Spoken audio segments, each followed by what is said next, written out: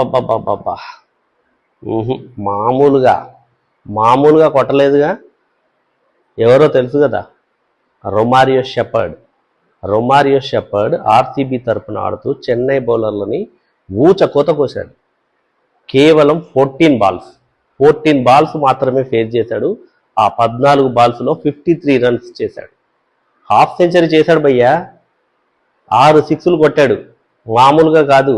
ఎలాంటి బౌలర్లని? ఖలీల్ అహ్మద్ ఈ సీజన్లోనే 111 dot balls వేసి టాప్ పొజిషన్లో ఉన్న బౌలర్ని పిచ్చి కొట్టుడు కొట్టాడు.